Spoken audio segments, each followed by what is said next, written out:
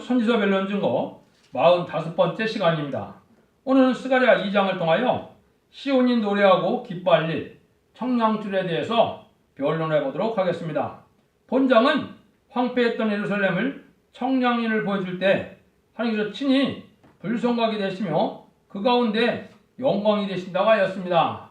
이 말씀은 옛날 옛적에 이스라엘 백성들이 부패되고 신령한 것이 하나도 없을 때 하나님이 다시 복구하는 역사를 들어서 인간 정말에 바벨화된 모든 교회를 하나님이 청량을 해서 새로운 하나님이 함께할 만한 그러한 단체를 만들고 함께할 만한 나라를 만들고 함께할 만한 시온의 단체가 나올 것을 말씀을 한 겁니다. 10절을 먼저 요절로 보시면 여호와의 말씀에 시온에 따라 노래하고 기뻐하라. 이는 내가 임하여 네 가운데 거할 것임이라. 참으로 놀라운 하나님의 약속이 있거든요. 하나님이 우리와 함께 거하겠다는 거죠.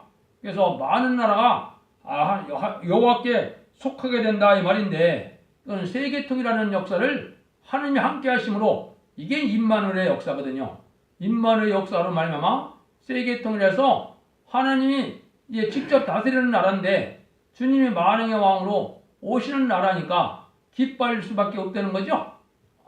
마귀와 악한 자들은 다 멸망을 받고 하나님이 함께하는 이런 시대가 오니까 시온에 따른 기뻐하고 노래하는 거죠.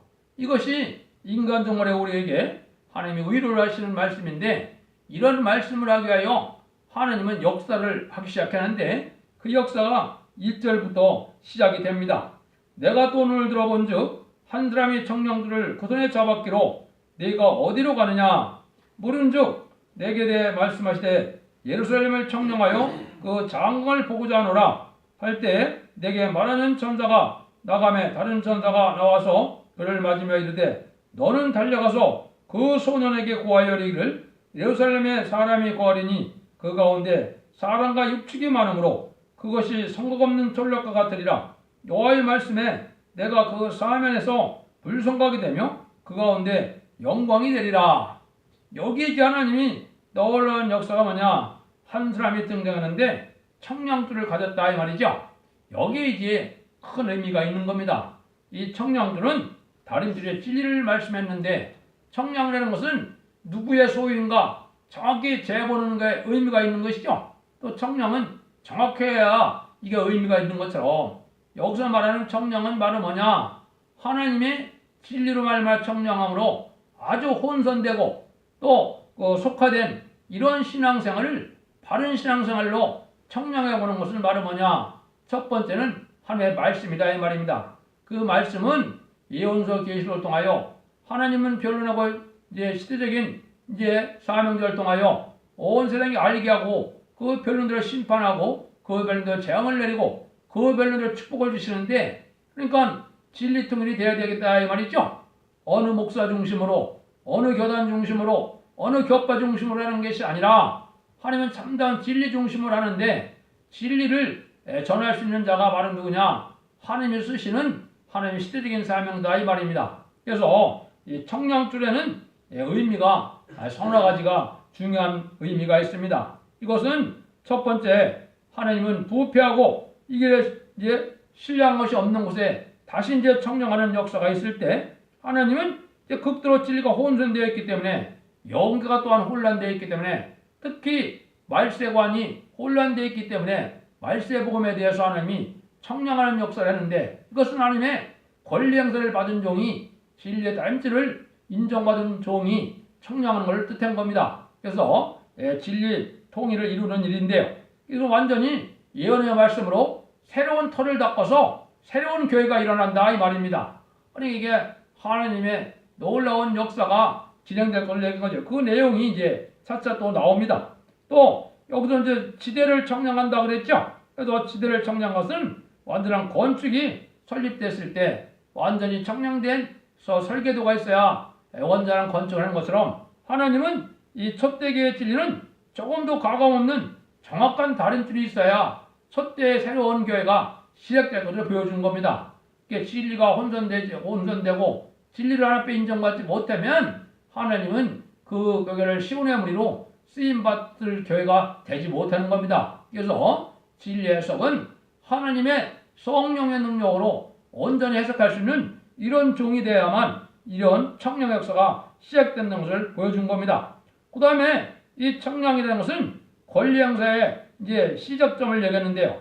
건축에 대한 모든 권리 행사가 측량 행사다. 이거는 하나님의 그 권세를 대신 받아서 행하는 종이다 이 말입니다.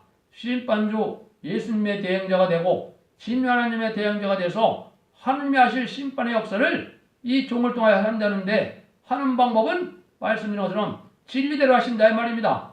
진리대로는 성삼위하나님과 진리 하나님이기 때문에 또 말씀 자체가 진리이기 때문에 여기에 보면 이원서 계시록을 통하여 청량의 역사로 새로운 종의 역사가 진행될 것을 얘기해서 여기 보면 예루살렘을 청량하여 그 장궁을 보고자 한다 그랬죠. 그래서 이런 역사가 바로 하느님이 새로운 역사를 권리 행사를 진행하는 때가 오는 건데 여기 문제는 그 소년에게 고하려고 그랬습니다. 이 청량줄을 누가 잡았습니까? 소년이 잡았습니다. 옛날에 알바 역사할 때 예수님 때 소년 같은 사람이 누굽니까? 12사도거든요. 그냥 그 시대의 어른은 누굽니까? 그때 시대 어른은 대제사장, 서기관, 이게 모든 성년의 높은 사람들이 다 이게 어른이거든요. 근데 어린애와 같은 자가 누구였다고요? 12사도였거든요. 그거나 말씀 마찬가지인데 해필이면 왜 소년이라 그랬느냐? 이 증거가 성경적으로 나와 있습니다. 누가복음 2장 42절에 보면 무슨 얘기가 나옵니까? 예수님이 이제는 그 예루살렘에 유월절 그거는 그 절기를 지키기 위해서 갔다가 그 육적 어머니와 아버지가 예수님을 잊어버렸죠. 그래서 사흘 동안이나 헤맸는데 사흘 동안에 예수님을 어디서 찾았습니까? 예수님을 이제 성전에서 찾았죠. 그러니까 예수님이 뭐라고 그럽니까? 깜짝 놀라서 이제 그 예수님을 찾으니까 예수님이 어머니 아버지한테 오히려 책망하는 말씀을 하시죠. 2장 40절에 보면 이렇게 말씀해 49절에 보면 이렇게 말씀하거든요. 예수께서 가라사대 어찌하여 나를 찾으셨나이까? 내가 내 아버지 집에 있어야 될 줄을 알지 못하셨나이까? 이렇게 질문을 했거든요. 요때가 몇 살이라고요? 요때가 2장 42절에 보면 예수께서 12살 때라 이렇게 얘기했습니다. 이 12살이 소년입니다. 왜 그러면 12살이 여기 등장이 하느냐?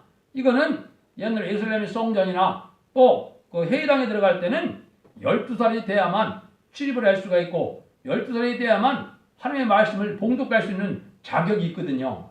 이거를 이제 소년이라고 그러는 겁니다. 그래서 여기서는 영적으로 말하는 건데 이거는 천국복음에서 말세복음은 틀리거든요. 말세복음은 예언서 계시록을 통하여 죽지 않고 새 시대 가고 죽지 않고 변할 수 없잖아요. 제레미를 영접할 신앙의 복음을 나타내는데 이건 복음을 받은 지가 아주 적다 이 말입니다. 12년 된다 이 말입니다. 12살이 돼야 어느 정도 장성이 되고 분별할 수 있기 때문에 그때 쓰임 받는 거거든요. 성경적으로 임직을 맡으려면 30살이 돼야 인정을 하죠. 그러나 마찬가지로 12살이 최소한 돼야 될 걸 여기 소년이라는 표현을 했거든요. 그 말씀은 여러분들이 믿어진 대로 믿으면 되고 이러한 소년과 같은 사람으로 새로운 청량의 역사로 첫 대결을 이루는 역사가 진행될 것을 보여준 거거든요. 그럼 이제 이 청량이 지난 시간에 이제 스가랴 1장 16절에는 예루살렘을 먹줄로 청량한다 그랬죠. 먹줄은 또 어때 쓰는 겁니까? 먹줄은 좋은 제목을 잘 깎아서 쓸 때 쓰는 게 먹줄이죠. 이게 모든 교회가 지금 혼돈되고 부패되고 교계가 혼란이 왔을 때 하나님이 다 청량을 해본다 이 말입니다. 청량을 하면 신앙이 바른지 진리가 바른지 모든 것이 바른지 아닌지를 알 수가 있죠. 그런 역사를 할 걸 얘기했습니다. 이걸 이제 구체적으로 어느 정도의 자격이 있어야 될 거를 지금 얘기한 거냐. 이게 스가랴 4장 10절에 이 종에 대해서 말씀을 했거든요. 스가랴 4장 10절은 이렇게 있습니다. 작은 일 일어나리라고 멸시하는 자가 누구냐? 이 일곱은 온 생의 두루 행하는 여호와의 눈이라. 다림줄이 스르바벨의 손에 있음을 보고 기뻐하리라. 다림줄이 누구한테 손에 있다고요? 스르바벨의 손이라 이 말입니다. 이건 말세사명자를 뜻했거든요. 옛날에는 성전 복구할 때 행정감독, 총감독이 스르바벨이었지만은 인간종말에는 첫대기의 사들을 스르바벨이라고 하는 겁니다. 근데 이자는 7명을 받아서 다림질을 하나님 앞에 인정받았기 때문에 하나님이 기뻐한다 이 말입니다. 하나님이 왜 그래요? 성경을 잘못되게 되는 자를 사명을 맡길 수 있습니까? 없습니까? 없죠. 날이 잘 드는 칼을 아무나 맡기면 되겠습니까? 안 되겠습니까? 안 됩니까? 안 되죠. 그걸 말씀한 거예요. 그 다음에는 이게 이제 계시록 11장 1절에서는 구체적으로 집행 같은 갈대로 청량을 하고 나오죠. 이것은 바로 뭘 뜻했습니까? 이제 참된 성구적인 용이 나오면은 이제는 모든 종들을 청량을 해서 합당한 자에게는 계시록 7장 2절 3절처럼 인치는 역사가 진행되는 거거든요. 하나님도 이걸 어떻게 말씀을 하시느냐? 아모스로 7장 7절 8절에 보면 아모스 같은 선지자가 나타나면은 온 세상의 다림질을 펼치고 나서는 용서 없는 심판이 날린다. 이렇게 되어 있거든요. 이것이 이제 세계적인 변론의 역사를 뜻하는데 여러분들이 이 지금 듣는 변론이 세계적으로 제가 하면은 바로 들을 수가 있죠. 이게 이제 다림질을 베풀고 난다면은 다림질대로 심판을 한다. 심판의 기준이 되는 그런 역사의 것을 얘기한 겁니다. 근데 그럴 때쯤 되면은 이 세상은 어떻게 되느냐? 사랑과 육축이 많다. 또 성과가 없는 촌락과 같이 된다 그랬죠? 사랑과 육축이 많다. 지금은 사실은 짐승 낳고 못한 인간이 많죠? 주의 영상이 없어진 인간들이 이게 짐승 낳도 못한 인간들이 더 많죠? 또 마귀의 도구가 된 자들은 짐승보다 진짜 더 못한 거거든요. 그런 인간들이 지금 꽉 찬 때가 됐죠? 이거는 교회 안에도 마찬가지입니다.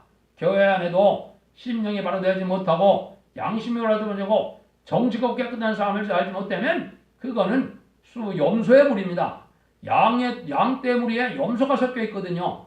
이런 때를 지금 얘기한 거거든요. 그래서 사랑과 육축이 많은데 여기 또 뭐라 했어요? 그런데 성과가 없는 촌락과 같다 그랬죠? 이것이 이제 우리가 이사 4장 3장에 보면 이때 뭐라 그랬습니까? 3장이나 5장에 보면 이때 모든 그 포도원의 울타리를 걷는다 그랬거든요. 이건 뭐예요? 하느님이 너무나 부패돼서 마귀한테 허락해갖고 마귀가 와서 마귀의 도구가 돼서 진리와 형국이 나도 하느님이 간섭을 안 하겠다는 거거든요. 간섭을 안 한다는 것은 하느님이 버린 자식과 같다 이 말입니다. 왜? 회개할 줄 모르고 부족을 알 줄 모르고 자꾸 속화되고 타락됐기 때문에. 그러니까 뭐입니까? 마귀의 밥이 되는 그런 때죠. 그때 하나님이 이제 청량을 해서 하나님이 이제 불성하게 된다 그랬죠. 하나님이 불성하게 되는 건 뭐예요? 여호와의 불을 주어서 이제 불성하게 되는 그런 단체가 나타나는 거죠. 여호와 불로 꽉 차는 단체가 오는 겁니다. 이게 보호자 앞에 7명을 받아서 하나님의 불로 꽉 차는 그런 단체가 나타나는데 이게 이제 세상 마귀를 소멸시키고 세상을 심판할 수 있는 능력의 역사가 되는 거거든요. 이거는 하나님의 영을 뜻한 거예요. 그래서 이거는 요엘서 2장 29절에 남종과 여종에게 부어지는 그런 성령의 역사를 뜻했는데 이게 하나님의 영이거든요. 만민에게 부어주는 성령이 아닙니다. 은사 성령이 아니거든요. 그래서 이거는 심판의 불, 소멸의 불, 이게 말씀의 불인데요. 이거를 특성해서 온 세상을 심판하는 14만 4천 명의 백만탄 군대가 이루어지는 그 역사가 청량하는 이유가 되겠습니다. 그러면 그 일들이 될 때 하나님이 어떻게 말씀하시는가 보시죠. 6절에서 8절입니다. 여호와의 말씀에 내가 너를 하늘의 사방바람 같이 흩어지게 하였거니와 이제 너희는 북방 땅에서 도망할지니라. 나 여호와의 말이니라. 바벨론 성에 거하는 시온아 이제 너는 피할지니라. 망원의 어깨도 이같이 말씀하시되 너희는 누락한 열국으로 영광을 채운 나를 보내셨나니 물은 너희를 범하는 자는 그의 눈동자를 범하는 것이라. 여기 이제 바벨론 성에 거한다는 말을 쓰셨죠. 이거 여러분들이 이걸 또 잘 생각하셔야 돼요. 그럼 하나님이 사랑하는 자들은 이스라엘 백성들이 바벨론 폴에 잡혀간 자일까요? 바벨론 폴에 잡혀가지 않고 그냥 육적 예루살렘에 남아있는 자일까요? 하나님이 기뻐하는 자는 바벨론 폴에 잡혀가는 자입니다. 잡혀간 자가 다니엘과 다니엘 세 친구나 여기서 쓰였던 에스라나 또 여호수아나 스리바벨이나 많죠? 근데 그 사람이 이제 정한 때가 70년이 차니까 하나님 때 뭐라 그럽니까? 아무리 거기서 기반 닦고 잘 살아도 너는 포로가 된 자리에서 다시 예루살렘으로 돌아가라는 거죠? 가서 성전을 못 깨고 나라를 다시 세우려는 거죠? 그럼 하나님이 기뻐하는 자들은 또 바벨론은 남는 자입니까? 돌아오는 자입니까? 돌아오는 자거든요. 이건 그걸 지금 얘기하는 거예요. 하나님이 바벨론에서 돌아온 자를 통하여 하나님이 역사될 테니까 너희는 이제 하나님이 따로 거기서 나와서 하면은 하나님이 함께 하심으로 너희를 절대적으로 보호해준다. 이 뜻으로 지금 뭐라 그래요? 너희를 범하는 자는 눈동자를 범하는 자다. 이렇게 얘기했죠.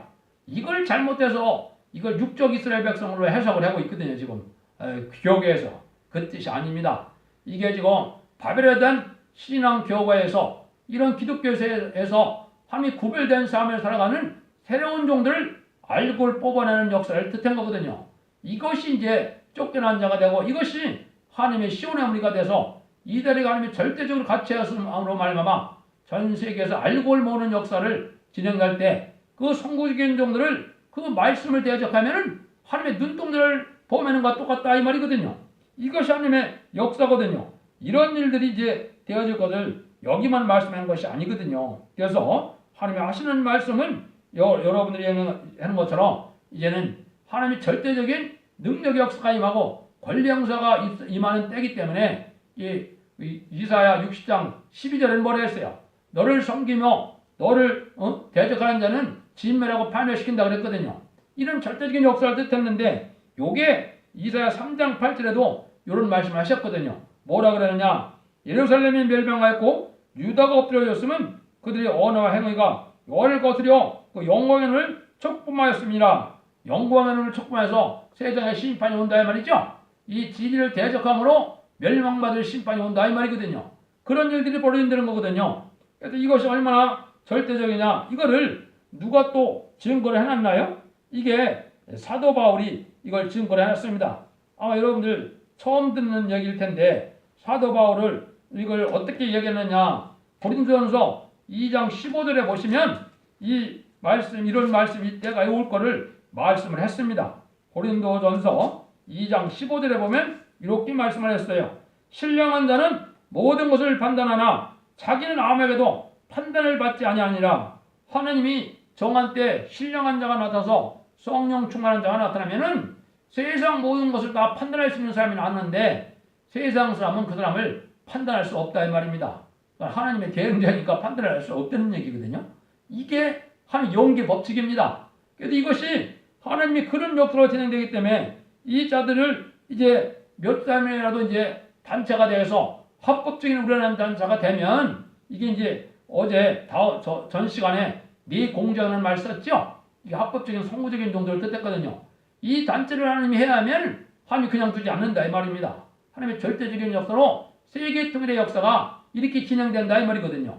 그런 일들이 있을 거를 여기 이야기한 겁니다. 그래서 바벨론 포로도 이게 지금도 뭐냐 이게 교권이나 정권이나 이게 자유로운 신앙의 자유를 갖지 못하는 이런 데서 다 해방시키는 역사를 뜻한 거거든요. 그게 바벨론 폴에서 돌아오는 걸 뜻했거든요.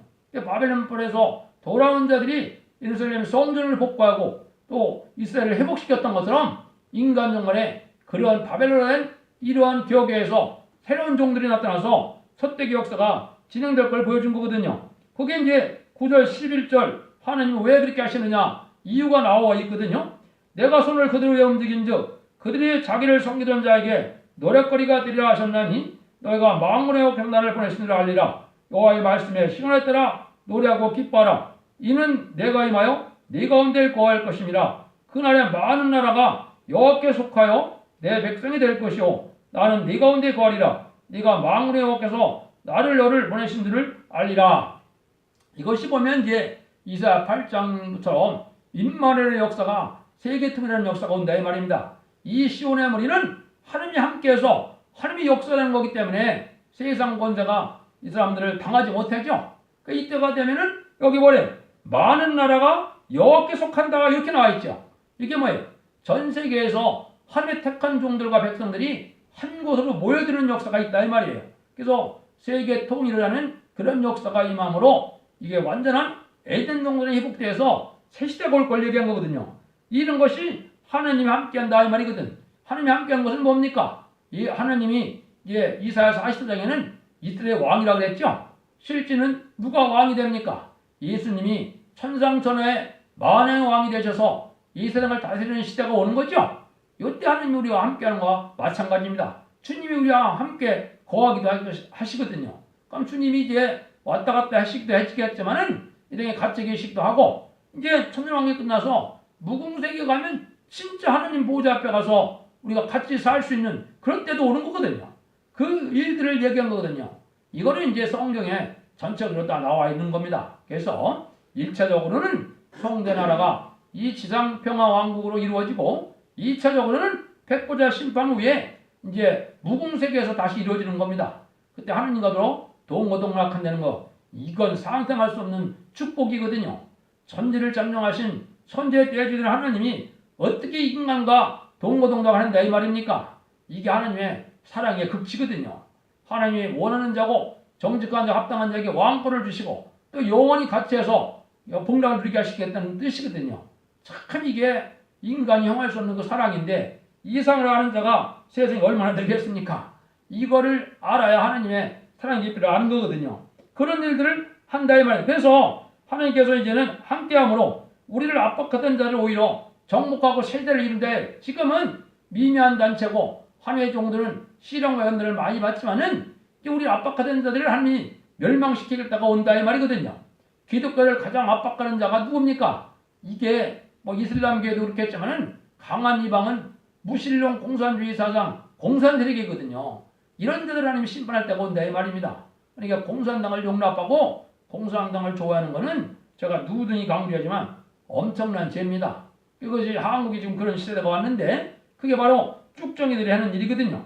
그러면 12절 13절을 한번 보시죠. 여호와께서 장차 유다를 취하여 거룩한 땅에서 자기 소유를 삼으시고 다른 예루살렘을 택하시리니 무릇 혈육 있는 자들이 여호와 앞에서 잠잠할 것은 여호와께서 그 성세도 일어나심이라 하라 하더라. 이때 어떤 일로 벌어지는 겁니까? 하나님이 이제 거룩한 땅으로 자기 백성을 삼고 자기 종을 삼을 때 이제 악한 자, 혈기가 남아있는 자, 제거에 관련된 자는 멸망할 때다 이 말이죠. 근데 그때 하나님이 어떻게 되는 겁니까? 하나님이 여호와께서 성소에서 일어나신다 그랬죠?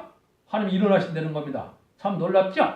이걸 보면 모르지만은 이 사도 이사야 3장 13절에 보면 이렇게 묘사가 되어 있어요. 여호와께서 일어나시는데 변론 하나 일어나신다. 변론에서 일어나시는데 심판 하나 일어나신다 이 말입니다. 하나님이 일어나는 역사가 바로 뭐냐? 인간 영혼의 이 변론의 역사거든요.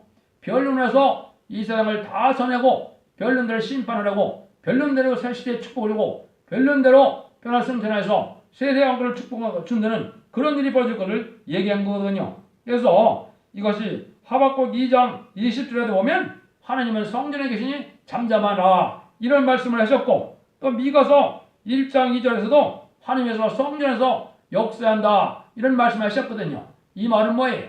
인간 영혼에 하나님이 함께하는 재단이 있다 이 말이죠. 함께하는 재단에서 변론이 나가게 해서 그 변론을 통하여 전 세계를 심판하는 기준이 되는 그런 단지를 청량해서 세상은 그 변론대로 심판을 한다 이 말이거든요. 이게 합법적인 하나님의 예언된 마지막 섭리거든요. 그래서 이 예언의 말씀을 변론하는 것 자체가 이게 하나님 앞에 영광을 돌리는 일이고 하나님의 유일하게 복받는 길입니다. 그럼 이런 시대는 어떻게 해서 옛날에는 이렇게 망했습니까? 북이스라엘은 왜 망했습니까? 솔로몬이 이방 여인과 협상을 하고 이방 여인들의 우상을 받아들여서 열 지파가 다 망하는 일이 벌어졌죠. 그러면 남유다는 왜 망했습니까? 아수르도 기도를 잘할 때는 하나님을 잘 섬길 때는 능히 이겼지만은 바벨론 사신을 받아들여서 바벨론이 이제 바벨론과 협상을 하니까 히스기야가 협상함으로 예루살렘이 멸망하는 일이 바로 왔죠. 그거나 마찬가지로 지금은 온 세상에 타협하는 세상이 됐는데 특별히 뭡니까? WCC나 공산당을 용납하고 우상적인 신앙과 타협하는 신앙자들 이게 다 멸망의 대상이 된 거거든요. 그러니까 한국도 시인판 때가 갖고 온 것이 바로 뭐느냐? 공산당을 좋아하고 친중 친북 정책을 할수록 공산당을 좋아하는 때가 시인판의 대상자가 된 이런 때다 이 말입니다. 그래서 심판의 날이 가깝다 이렇게 볼 수 있는 거거든요. 이 심판 권세의 권리 행사가 이제 구체적으로 나타나는 것은 이제 스가랴 3장에서 나타납니다. 스가랴 3장에서 어떤 종이 구체적으로 이 권리 행사를 받고 나왔을 거냐 이거를 예언은 이제 3장에 나와 있는데요. 이것을 몇 가지 변론하시고 이제는 마무리하도록 하겠습니다. 하나님은 사랑하는 자를 책망을 하시되 말씀대로 책망하시고 다시 회복시키되 말씀을 회복시킨다는 것을 가르쳤습니다. 예언서 계시록은 대부분 뭡니까? 이 세상을 심판하고 에덴 동산을 복구해서 새로운 성전하라 지상평화 왕국을 이루어진다는 그 약속이거든요. 그걸 알지 못하고 지금 2000년 동안 그냥 천국 복음을 받아들여서 주님을 구세주로 영접함으로 천국 백성이 되므로 죽어서 영원 구원 받는 것만 이 생각을 하고 있는데 그건 예언서 중에서는 아주 극히 일부분이거든요.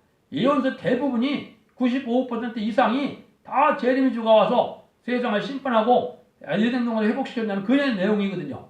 그 내용을 구체적으로 알려는 성경이 바로 이 스가랴 성경입니다. 그래서 종말의 역사는 첫백의 역사를 말미암아 세상을 심판하고 새로운 천년평화 왕국의 것을 알려주는 역사를 구체적으로 말씀하고 있거든요.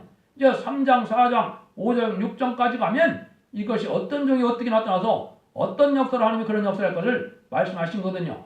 여러분들은 잘 분별해서 이제 신앙의 종로가 어디인지 환란과 날에 네가 죽지 않고 살아서 주님을 영접하고 세세가는 그 복음의 내용이 무엇인지를 순종함으로 하나님 앞에 영광을 돌리는 종들이 되고 하나님이 주신 영광을 받아들이는 복된 종들이 되기를 예수님으로 간절히 축원드립니다.